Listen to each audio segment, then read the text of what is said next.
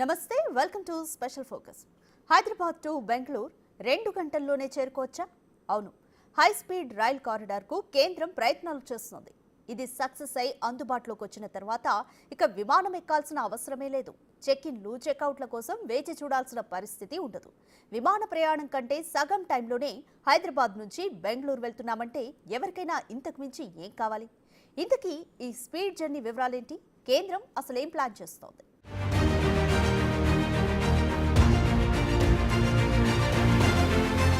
హైదరాబాద్ నుండి బెంగళూరు మధ్య దూరం 618 కిలోమీటర్లు. ఈ రెండు ఐటీ నగరాల మధ్య రోజు వేలాది మంది రాకపోకలు సాగిస్తుంటారు. రైళ్లు, బస్సులు, కార్లలో ఈ రెండు సిటీల మధ్య రూట్ సూపర్ బిజీగా ఉంటుంది. అయితే ఈ ప్రయాణానికి సుమారు 6 గంటల నుండి 10 గంటల సమయం పడుతుంది.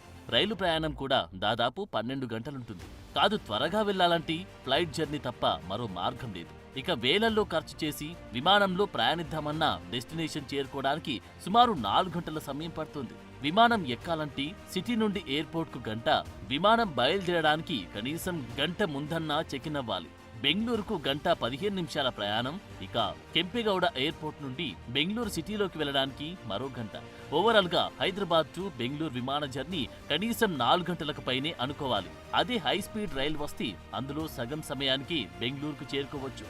అందులోనూ బాగా ఖర్చుతో కూడుకున్న ఫ్లైట్ కంటే ట్రైన్ ఎక్కువ మందికి అందుబాటులో ఉంటుంది.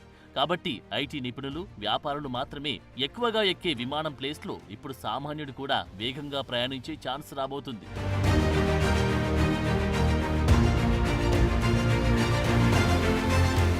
దేశంలోని ముఖ్య నగరాలు, రాష్ట్రాలను కలుపుతూ బుల్లెట్ రైళ్లను తీసుకురావాలని రైల్వే శాఖ ప్రతిపాదనలు రెడీ చేస్తుంది.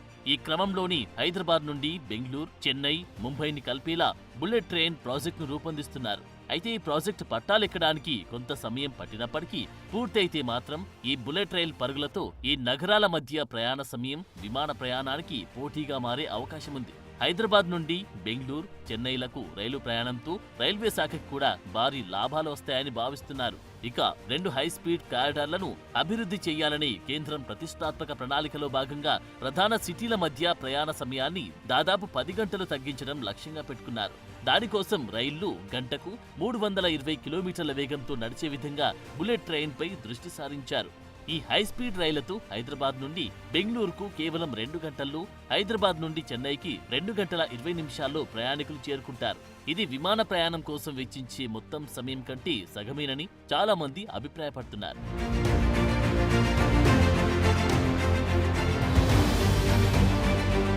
ఈ ప్రాజెక్టులో భాగంగా హైదరాబాద్, చెన్నై కారిడార్ 705 కిలోమీటర్లు విస్తరించాలని ప్రతిపాదించారు.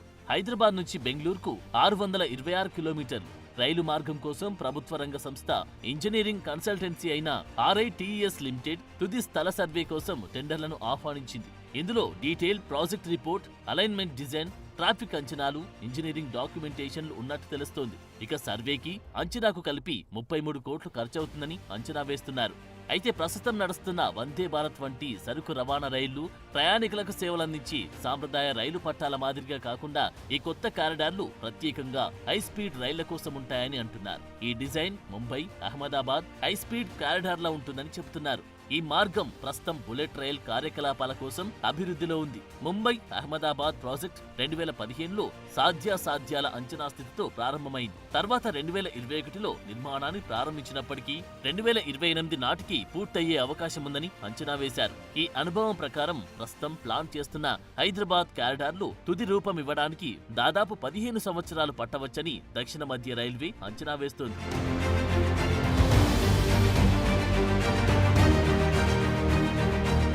ఇక ఎంపిక చేసిన సంస్థ రిమోట్ సెన్సింగ్ అధ్యయనాలు, భౌగోళిక మ్యాపింగ్, ప్రధాన వంతెనలు, వయాడక్ట్ల కోసం డ్రిల్లింగ్ నిర్వహిస్తోంది. ఈ 2 కారిడార్ల వెంట నేల, రాతి నమూనాలకు ప్రయోగశాల పరీక్షలు నిర్వహించడానికి టెండర్లు కూడా పిలిచారు. గంటకు 350 కిలోమీటర్ల వేగంతో ప్రయాణించేలా రూపొందించబడిన ఈ కారిడార్లు ప్రారంభంలో గంటకు 320 కిలోమీటర్ల వేగంతో పనిచేస్తాయని అంటున్నారు. భవిష్యత్తులో మల్టీ ట్రాకింగ్ కోసం నిబంధనలతో కూడిన ఎలివేటెడ్ ట్రాక్లు ఇప్పటికే ఉన్న బ్రాడ్ గేజ్ రైల్వే క్యారిడార్లతో పాటు నిర్మించబడతాయని అధికారులు చెబుతున్నారు. ఇక దీనికి సంబంధించిన సమగ్ర అధ్యయనంలో ట్రాఫిక్ విశ్లేషణ, వంతెనలు, సొరంగాలు, భవనాలు, ఇతర నిర్మాణాలను కవర్ చేసి సివిల్ ఇంజనీరింగ్ అంచనాలు కూడా ప్లాన్ చేస్తున్నారు. అలాగే టెండర్ నోటీస్ ప్రకారం ఆర్థిక, అంతర్గత రాబడి రేటును నిర్ణయించడానికి వివరణాత్మక ప్రాజెక్ట్ అంచనాలు ఉంటాయని తెలుస్తోంది. ఏది ఏమైనప్పటికీ ఇది ప్రయాణికుల సమయాన్ని ఆదా చేయడంతో పాటు వ్యాపారం, ఆర్థిక వ్యవస్థను మరింత వేగంగా ముందుకు తీసుకెళ్తుందని ప్రభుత్వం భావిస్తోంది.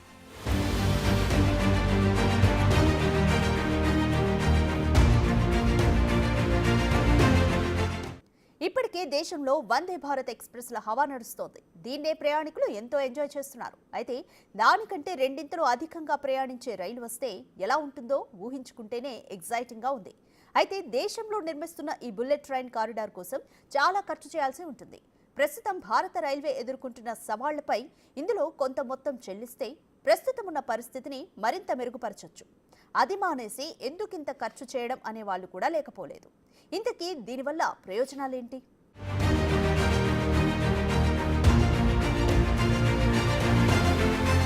ప్రస్తుతం భారతదేశంలో అత్యంత వేగంగా నడిచే రైళ్లు వందే భారత్ ఎక్స్ప్రెస్ రైళ్లు మాత్రమే.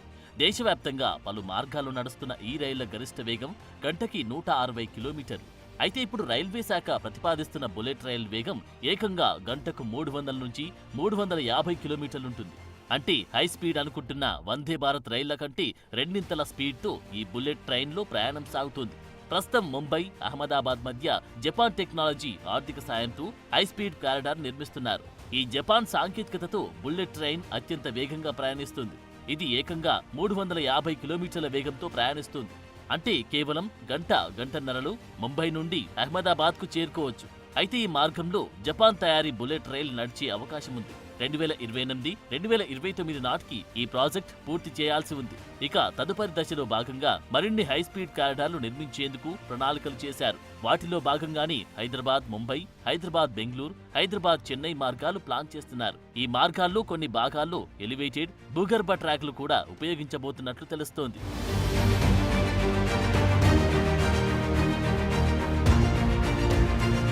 హైదరాబాద్ బెంగళూరు మధ్య దూరం 618 కిలోమీటర్ల రైలు మార్గం ఉంటుంది. ప్రస్తుతం సూపర్ ఫాస్ట్ ఎక్స్ప్రెస్లు 11 గంటలు, 8.5 గంటల సమయం తీసుకుంటున్నాయి. అయితే బుల్లెట్ రైల్ అందుబాటులోకి వస్తే కేవలం 2 గంటల్లోనే బెంగళూరుకు చేరుకోవచ్చనేది ప్రయాణికులకు ఆసక్తిని పెంచుతోంది. అలాగే హైదరాబాద్ చెన్నై మార్గం 757 కిలోమీటర్ల దూరం ఉండగా సాధారణంగా ఎక్స్ప్రెస్లు 15 గంటలు పడతాయి. కానీ బుల్లెట్ రైల్ ద్వారా ఈ సమయం 2.5 గంటలకు తగ్గిపోవడంపై ఆతృతగా ఎదురు చూస్తున్నారు. నిజానికి bullet rail project Mumbai, Ahmedabad నగరాల మధ్య 508 కిలోమీటర్ల మేర మార్గం నిర్మాణానికి సెప్టెంబర్ 14, 2017న భారత ప్రధాని నరేంద్ర మోదీ, జపాన్ ప్రధాని షింజో అబే శంకుస్థాపన చేశారు. దేశంలో బుల్లెట్ రైళ్ల యుగానికి ఇది పునాదిగా మారింది. ఈ మొదటి బుల్లెట్ రైల్ ప్రాజెక్టు వ్యయం 1.10 లక్షల కోట్లు కాగా రాబోయే ప్రతిపాదిత బుల్లెట్ ట్రైన్ మార్గాలకు కోటాను కోట్లు ఖర్చు చేయాల్సి వస్తుందని అంచనాలున్నాయి.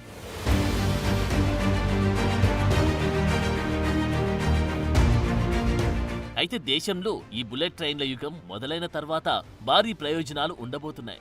ముఖ్యంగా ప్రయాణ సమయం ఆదా అవుతుంది. అలాగే ఈ ప్రయత్నం పర్యావరణ అనుకూలమైనదిగా భావిస్తున్నారు. ఎందుకంటే బుల్లెట్ రైలు ఇంధన సామర్థ్యం కలిగి ఉంటాయి.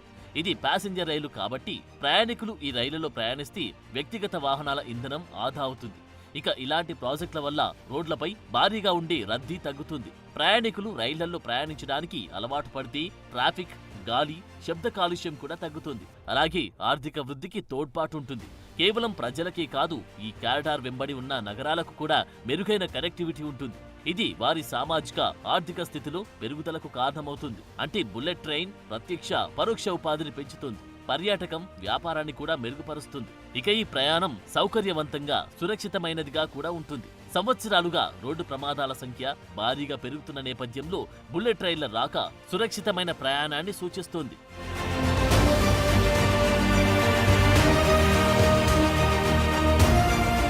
ఇక బుల్లెట్ ట్రైన్ల రాక మేక్ ఇన్ ఇండియాకు మంచి ప్రోత్సాహకంగా ఉంటుందని నిపుణులు భావిస్తున్నారు. ఇప్పటికే జపాన్ టెక్నాలజీ, భారతదేశ నైపుణ్యం కలయికతో ఈ రైళ్లను తయారు చేస్తున్నారు. భారతదేశంలో తయారు చేయబోయే భాగాల కోసం జపాన్ టెక్నాలజీ బ్లూ ప్రింట్లు పద్ధతిని భారత్ ఇంజనీర్లతో పంచుకుంటుంది. ఇది భారత్ మేక్ ఇన్ ఇండియా చొరవను మరింత ముందుకు తీసుకెళ్తుంది. ఇక ఈ రైళ్లు వాడకంతో రియల్ ఎస్టేట్ కు కూడా ప్రయోజనం చేకూరనుంది. బుల్లెట్ రైల్ కారిడార్ నిర్మాణానికి చాలా భూమి, స్థలం అవసరమవుతుంది. ఈ పట్టణాల చుట్టూ ఆర్థిక కార్యకలాపాలు ఎక్కువగా జరుగుతుండడంతో ఈ ప్రాంతాల రియల్ ఎస్టేట్ మార్కెట్ విజృంభిస్తుంది. ఇది ఎకనామీని కూడా పెంచుతుంది. అయితే ఈ భారీ ప్రాజెక్టులు పూర్తి చేయడం అంత సులువు కూడా కాదు. ఇందులో కొన్ని ప్రతికూలతలు కూడా లేకపోలేదు. ఎందుకంటే కొత్త కారిడార్ కోసం బడ్జెట్ను ప్రస్తుతమున్న భారతీయ రైల్వే రంగంలో మౌలిక సదుపాయాలను మెరుగుపరచడం కోసం ఉపయోగించుకోవచ్చు. ఆ తర్వాత హై స్పీడ్ రైళ్లలో పెట్టుబడులు పెట్టవచ్చు. ఏది ఏమైనప్పటికీ ఈ ప్రాజెక్టు ద్వారా ఆశించిన ఫలితాలు సాధించగలిగితే భారత్ అభివృద్ధి పరంగా పెద్ద ముందడుగు వేసినట్లే భావించాలి.